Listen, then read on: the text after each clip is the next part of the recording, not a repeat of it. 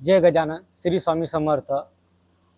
स्वागत आहे तुमचं माझ्या चॅनलमध्ये, गावरान भाजी भाकर या चॅनलमध्ये. आपण हे मुंगाची डाळ आहे, हे आपण सकाळी 4 वाजता भिजू घातली होती. त्याच्यानंतर भिजू घातल्यानंतर आपण हे धुतली आणि सुकू घातली. आता ही आपली डाळ पूर्ण सुकून झालेली आहे. तर आपण आता याच्या मुंगवळ्या करायच्या आहेत. ते कशा करायच्या आहेत ते तुम्हाला पुढे मी व्हिडिओत सांगतो. तर आपण व्हिडिओ चालू करू, चला. तर आता आपण ही डाळ प्लॅस्टिकच्या टोपल्यामध्ये काढून घेतली. आता आपल्याला डाळ ही मिक्सरमध्ये टाकायची आहे आणि मिक्सरमधून ही आपल्याला मीडियम अशी काढून घ्यायची आहे. तसं तर ही डाळ पाट्यावरच वाटतात, पाट्यावर. पण आता कसं मिक्सर आलेले आहेत त्या कारणाने आपण हे मिक्सरवर काढणार आहे. ही आपण डाळ घेतलेली आहे. या डाळीमध्ये थोडं थोडं पाणी टाकायचं आहे आणि थोडं पाणी टाकून ही मिक्सरमधून आपल्याला मीडियम अशी काढायची आहे.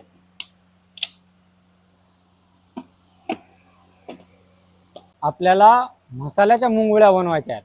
तर त्याच्यासाठी आपण ही सामग्री घेतली मसाल्याची. हे घेतलं आपण धनी सगळ्याले, त्याच्यानंतर हे सोप, हे जिरं आणि ह्या लाल वाळलेल्या मिरच्या.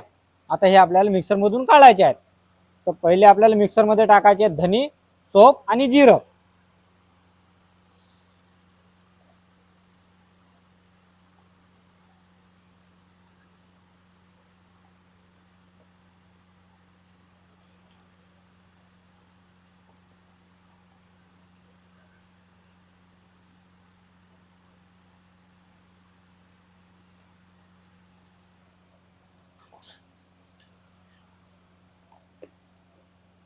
आता आपण हे पावडर केलेली आहे धनी, सोप आणि जिरं. आता आपल्याला याच्यात टाकायच्या आहेत लाल मिरच्या.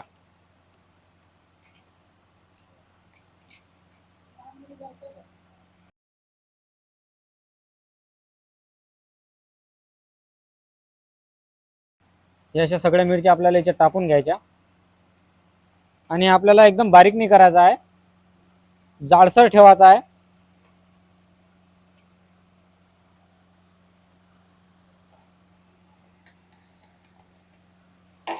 म्हणजे मिरच्या ज्या आहेत त्याचे असं बी राहायला पाहिजे.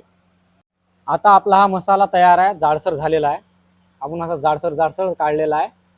तशा तर मुंगवळ्या जे आहेत ते फक्त मीठ टाकूनच करत असतात, पण आम्हाला मसाल्याच्या पाहिजेत म्हणून आम्ही हा मसाला बनवला आणि हा मसाला सगळं याच्यावर टाकून द्यायचा. असा नंतर मिक्स करायचा. आता आपला हा मसाला टाकून झालेला आहे. आता याला आपण मिक्स करू.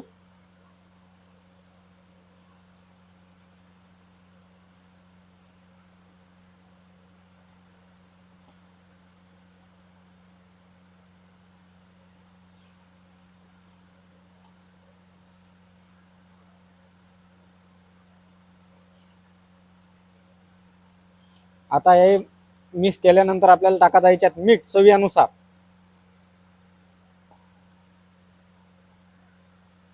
आता हे आपलं मिक्स करून झालेलं आहे. हे झालं आपलं मिक्स करून. आता याच्यावर आपण मीठ टाकू. आता आपण याच्यावर मीठ टाकू. मीठ चवीनुसार टाकायचं आहे. नंतर हे मिक्स करून घ्यायचं एकदा चांगलं डबल.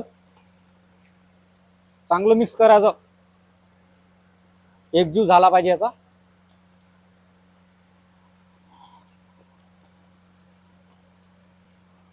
आता हे आपलं मिक्स करून झालेलं आहे.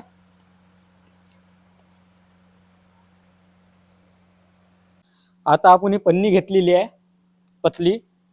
आता या पन्नीवर आपल्याला थोडंसं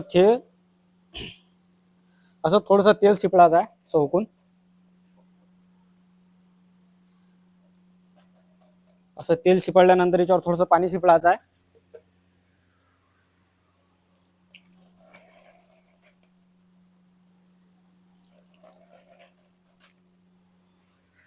असं तेल पाणी शिपडायचं आहे. तेल पाणी शिपडले झाल्यानंतर असं हाताने हे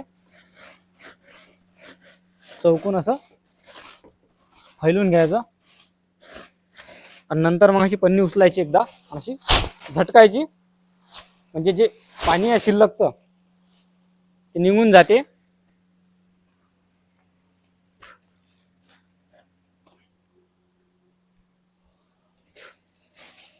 आता या पन्नी आपण तेल पाणी लावून झालेला आहे. आता हिच्यावर आपल्याला टाकायच्या मुंगवळ्या.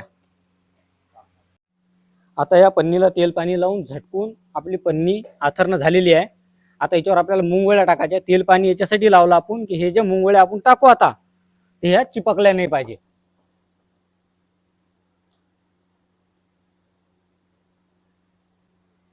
असे छोट्या छोट्या छोट्या छोट्या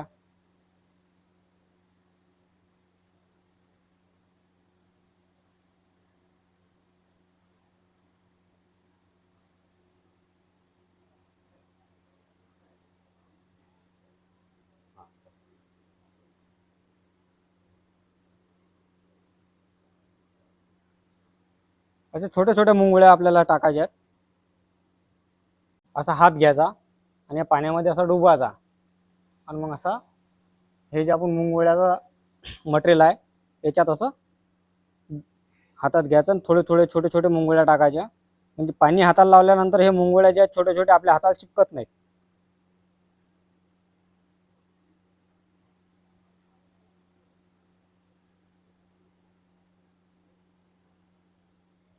असा हात डुबवायचा पाण्याच्या याच्यात, असे छोटे छोटे टाकत राहायचे. तर आता हे आपल्या मुंगवळ्या टाकून झालेल्या आहे. माझ्याकडे पन्नी असल्या कारणाने मी पन्नीवर टाकल्या. तुम्ही ताटातही टाकू शकता किंवा एखादं पतलं फडकं घेऊन वलसर करून ते झटकून तिच्यावरही तुम्ही हे मुंगवळ्या टाकू शकता. आपल्या ह्या ज्या मुंगवळ्या आहेत याचा पिवळा कलर आलेला नाही आहे कारण आपण याच्यात मसाला टाकलेला आहे. आणि ह्या मुंगवळ्या जर बिना मसाल्याच्या फक्त मीठ टाकून जर केल्या तर मग याचा कलर पिवळा येतो. तर मग आता आपल्या सर्व मुंगवळ्या टाकून झालेल्या आहे. जय गजानन. भेटू पुढच्या व्हिडिओमध्ये.